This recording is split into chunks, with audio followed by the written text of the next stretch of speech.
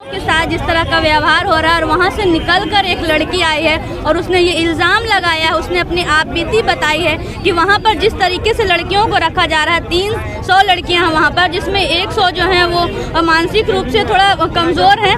उनके साथ साथ जो और भी लड़कियाँ हैं उनके साथ जिस तरह का व्यवहार किया जा रहा है और उन्हें नशे की दवा खिलाई जा रही है, उनके साथ देह व्यापार करवाया जा रहा है और उनको अगर कहा जाता है कि इनको जॉब के लिए यहाँ ले जाया जा रहा है और उसके बाद फिर उनका कुछ भी पता न नाम निशान है, कुछ भी नहीं है, तो और उस लड़की ने अपना हाथ दिखाया और अपने घाव दिखाए।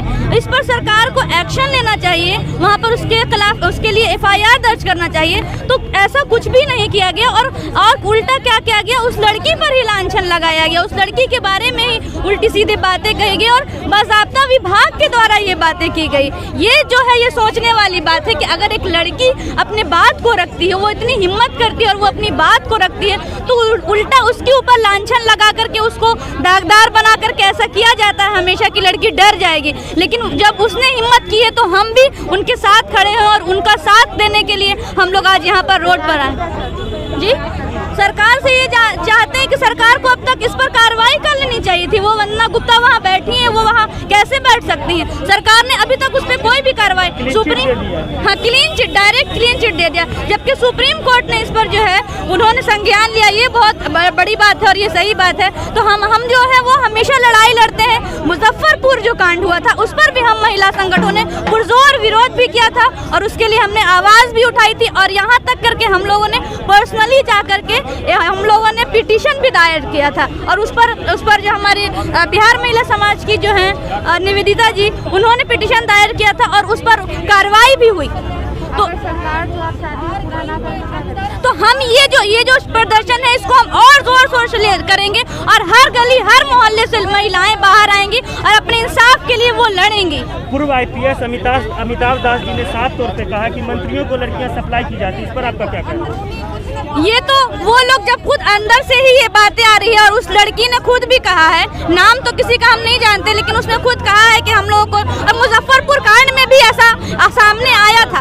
अगर वो लड़कियां वहाँ रह रही हैं, उनका परिवार नहीं है, इसका मतलब ये तो नहीं है कि जो लड़की है वो एक कमोडिटी है। कोई भी लड़की आप उसके साथ जो चाहे वो कर सकते हैं, ये आपको कोई भी इजाज़त नहीं देता है। और लड़कियां जो है, जैसे हर इंसान को जीने का अधिकार है वैसे लड़कियों को भी जीने का अधिकार है। तो आपको कोई हक नहीं देता है कि उसको एक वस्तु की तरह समझे और उसको जैसे चाहे वैसे इस्तेमाल करें। इस सरकार में लड़कियां सुरक्षित नहीं है क्या? सरकार में बिल्कुल भी लड़कियां सुरक्षित नहीं। आप मुजफ्फरपुर शेल्टर होम का कांड देख लीजिए, आप गायघाट शेल्टर होम का काम देख लीजिए, आप दिन में छिंदौड़ी का काम देख लीजिए। तो सरकार किया है महिलाओं, शराब बंदी सिर्फ करने से नहीं होता है ना। अब लड़कियां सुरक्षित हैं और आप जा करके कुछ इलाके में देख लीजिए, वहाँ पर जो शराब था वो जो गरीब लोग थे उनके लिए बंद हुआ, लेकिन जो अमीर लोग हैं उनको तो मिल ही रहा है कहीं ना कहीं से, और वो ज्यादा दाम करके उनको मिल रहा है। आज हम लोग यहाँ संयुक्त महिला संगठन के तरफ से गायघाट शेल्टर होम में जो घटनाएं घटी है, पीड़िता का केस अभी तक दर्ज नहीं हुआ है और इस घटना को पूरी तरह से मिटाने की कोशिश बिहार सरकार कर रही है, प्रशासन इसमें लगा हुआ है। हम लोग आज संयुक्त महिला संगठन के आह्वान पर प्रदर्शन करके हम सरकार से मांग करते हैं कि लड़की को न्याय दिया जाए और जो अपराधी है, जो दोषी है इस घटना में, बिहार सरकार के मंत्री नेता सभी संलिप्त हैं, उनको सजा दिया जाए और लड़की को न्याय दिया जाए। लेकिन पुलिसिया कार्रवाई इतनी घटिया लेवल पे जा रही है, प्रशासनिक कार्रवाई पूरी की पूरी दाल को इन लोगों ने इतनी बुरी तरह काला किया है इस केस में, जिसमें सही में जांच बहुत जरूरी है और कॉन्फिडेंट हूँ चूंकि इस केस को आप देख रहे हैं। समाज कल्याण जो है इसको लेकर चुप्पी शादी हुई है, पुलिस प्रशासन में बात छोड़ी है। समाज कल्याण ने पूरी तरह बेवकूफ बना दिया है, हम लोगों को पूरी तरह बेवकूफ है, कुछ नहीं शेल्टर हो, अपने बचाव में लगे हुए हैं। समाज कल्याण अपने बचाव में लगे हुए हैं। सिटिंग जज से कराया जाए।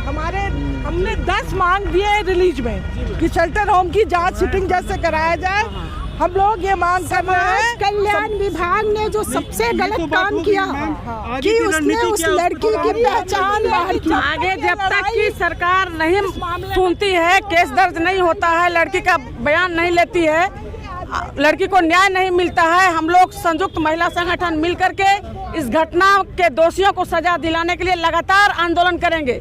सड़कों पे आंदोलन करेंगे, कानूनी लड़ाई लड़ेंगे। इसमें सरकार के बड़े बड़े लोग इसमें इन्वॉल्व हैं और अभी तक वंदना गुप्ता वहाँ की जो अधीक्षक बनी हुई है, हम लोग मांग करते हैं कि उसको तुरंत वहाँ से हटाया जाए।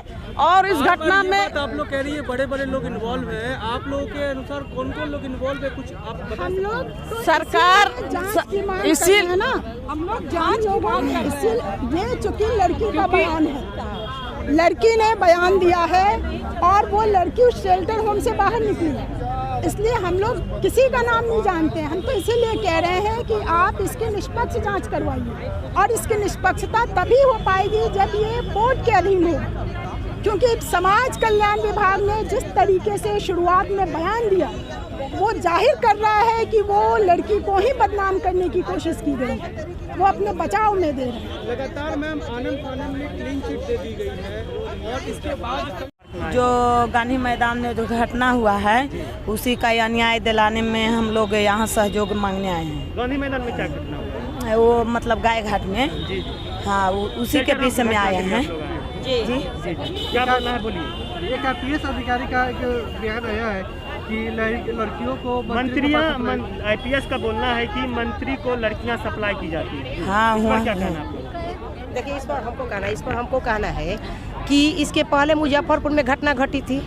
हम लोग आंदोलन किए, एडवा की तरह थ्रू हम लोग आंदोलन किए, लेकिन वहाँ जो ब्रजकिशोर ठाकुर जो हमारे माननीय मुख्यमंत्री जी उसका आदमी है, और ठीक 6 महीना बाद यहाँ पटना के गाय घाट में जो सेंटर में लड़कियों के साथ घटना घटी है, हमको कहना है इस सरकार से कि एक तरफ वो कह रहे हैं कि बेटी बचाओ और बेटी पढ़ाओ, दूसरी तरफ कहते हैं कि महिलाओं की हम सम्मान की बात करते हैं, लेकिन आए दिन लड़कियों के साथ छेड़खानी होती है। वो रात को अकेले कहा जाता है कि हम सुशासन है और सुशासन की तरह से बिहार चल रही है, लेकिन आए दिन लड़कियों का कहीं ना कहीं घटना घटती है। और पटना में जो सेंटर रूम, गाय घाट में जो सेंटर रूम है, वहाँ छोटी छोटी बच्चियों के साथ शोषण किया गया और उस बात को उजागर भी नहीं होने दिया। एक एक लड़की के साथ रोज जो इसके खिलाफ बोलती थी उसके साथ रोज आए नए घटना घटती है।